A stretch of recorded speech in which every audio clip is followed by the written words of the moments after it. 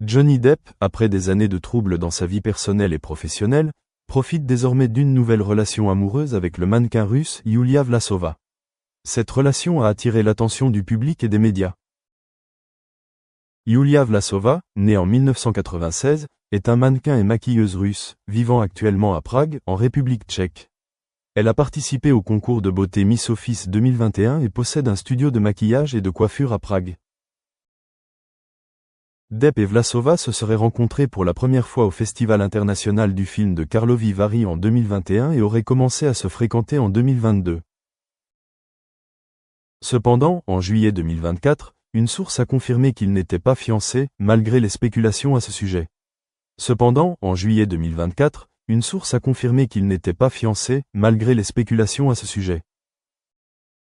Leur relation a d'abord été décrite comme informelle, mais est devenue plus publique lorsque Vlasova a partagé des photos des deux ensemble sur les réseaux sociaux en août 2024. Cependant, en juillet 2024, une source a confirmé qu'ils n'étaient pas fiancés, malgré les spéculations à ce sujet. Johnny Depp vit actuellement à Londres et se concentre sur la santé, l'art et la musique. Il a présenté en avant-première le film Jeanne du Barry au Festival de Cannes 2024 et a reçu une ovation debout. La relation avec Yulia Vlasova semble avoir apporté à Depp un sentiment de paix et de bonheur après des années de troubles.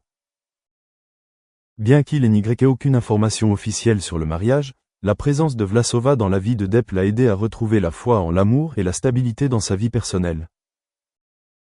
Avec ce nouvel amour, Johnny Depp écrit peut-être un nouveau chapitre de sa vie, où il trouve la paix et le bonheur avec sa nouvelle compagne. Après des années sous les projecteurs, dans des rôles emblématiques et des batailles publiques qui lui ont brisé le cœur, Johnny Depp, l'artiste autrefois aimé du monde entier, s'est enfin confié sur ce qui a toujours intrigué les fans, le véritable amour de sa vie.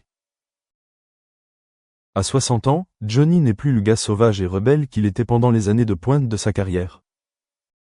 Les marques du temps, tant sur son visage que dans son âme, sont les traces de la douleur qu'il a vécue, en particulier les échecs cuisants de son mariage et les luttes qui lui ont causé une misère mentale et professionnelle.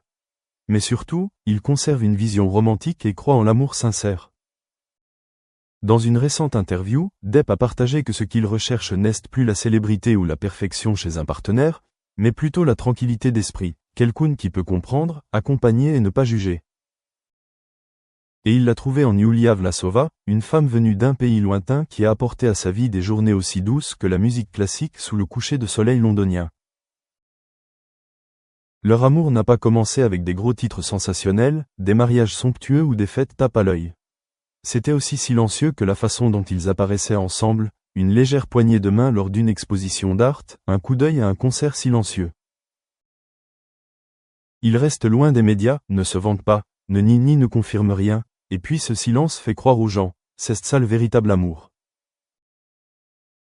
Je n'ai pas besoin de dire quoi que ce soit pour affirmer mes sentiments, a déclaré Depp d'une voix basse et pensive. J'ai juste besoin de vivre et de respirer chaque jour avec quelqu'un qui me donne envie de rentrer à la maison. La santé de Depp est une préoccupation majeure pour les fans, surtout après des années de lutte contre le stress, les poursuites judiciaires et les événements qui l'ont laissé perdre du poids et l'ont épuisé.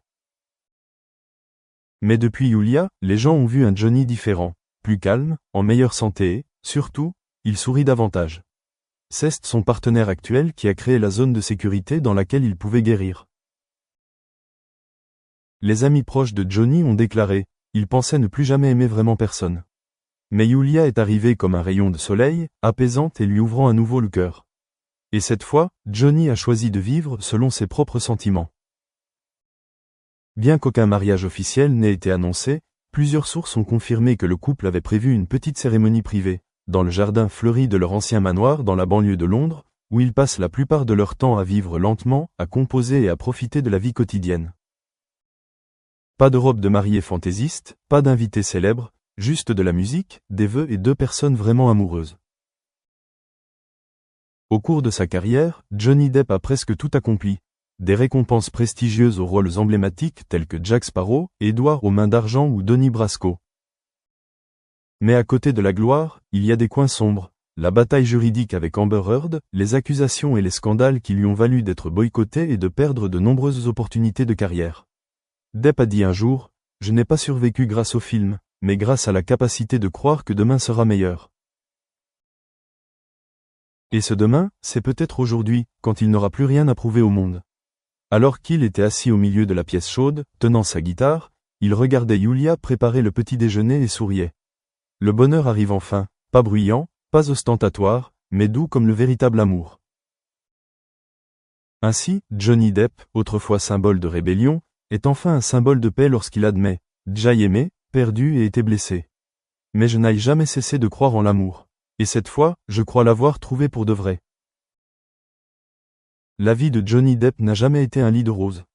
L'opinion publique l'a un jour noyé sous des vagues de critiques acerbes, lorsque la procédure de divorce entre lui et Amber Heard s'est... The difficulties that they're experiencing in the labour market. I mean, for the region, it sounds like soft skills are a challenge, like they are globally, but also around speaking international languages and generally doing more to reach down into the pipeline of education and do more to equip the students with the skills they need by the time they reach a higher education institute. That's a question in about 5 parts, I'm aware. So if we can break it down just a little bit. The teaching of skills online is something that Coursera enables globally. I mean, how have you seen the demand for that increase, particularly with everything being so fragmented over the past year and a half or so? So I think the demand has increased significantly over the last couple of years. It's probably not a surprise that that's happened as a result of the pandemic.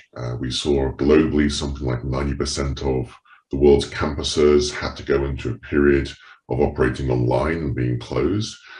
We've seen the same thing happen with businesses, with individuals, where people have to work online from home, from a remote location.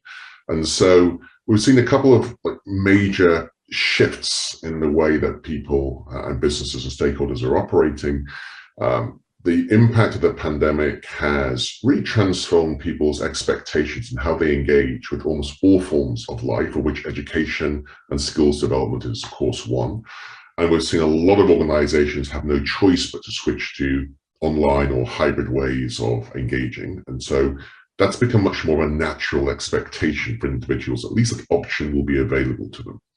The second thing we've seen is that the impact of the pandemic has driven a real acceleration of digital transformation across all industry sectors, all types of forms of engagement. Partly because we've had no choice. We've all had to engage with digital means because physical in-person opportunities haven't been necessarily available. But there's also a recognition that that's just a natural evolution that was happening pre-pandemic, and it's just been accelerated because of the particular circumstances that we're in. And so we see some fairly significant outcomes as a result of that. There's been a lot of discussion from my colleagues, my panelists, around the challenges of linking university education to employment outcomes, and that we are seeing a big focus on from universities across the globe. I think from a student perspective, as a student wanting to go into university and putting 3 or 4 years of your life into the educational system, you of course want to get an outcome from that, an outcome that you value. And then for most people, the perception is that by going through a university program, you'll increase your